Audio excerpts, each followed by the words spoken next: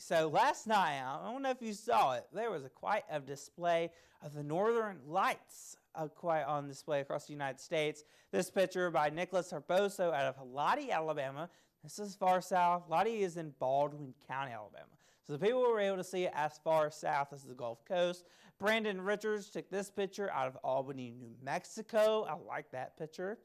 We go on to Melissa Sizemore out of Shelby County, took this picture. Now, I like this one because you got kind of maybe some light pollution interacting with the colors. I like that.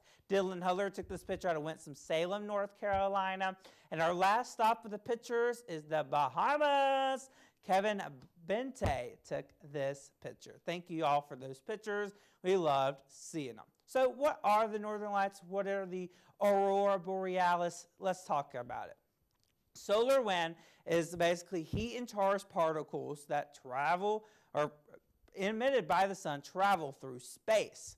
Sometimes, well, most of the times we have a shield that kind of protects us from the sun, and then the sun will sometimes emit more charged particles than normal. Sometimes we get a little bit more, and that's when we start to get into those geomagnetic storms. We'll talk about that here in just a second.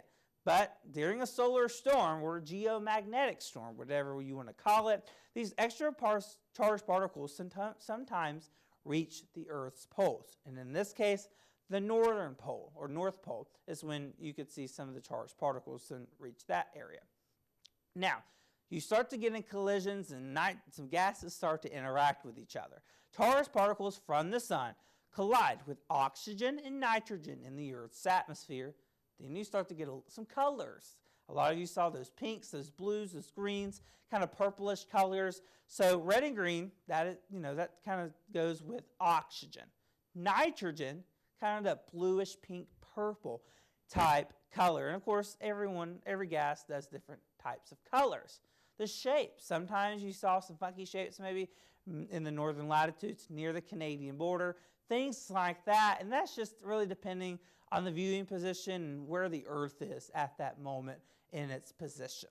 So let's talk about the geomagnetic storms. What are the different levels and all that kind of stuff? So level 1, a G1, it's very minor. We say it a lot, but it really far North Pole, up in the North Poles can see the Northern Lights. So that sometimes you can see them as far south as northern Maine, far northern Maine, but mostly Canada up into the North Pole can see them. A G2 or level 2 can be seen as far south as northern Idaho, northern New York, places like that. G3 or level 3, we start to get into that strong solar storm, a strong geomagnetic storm.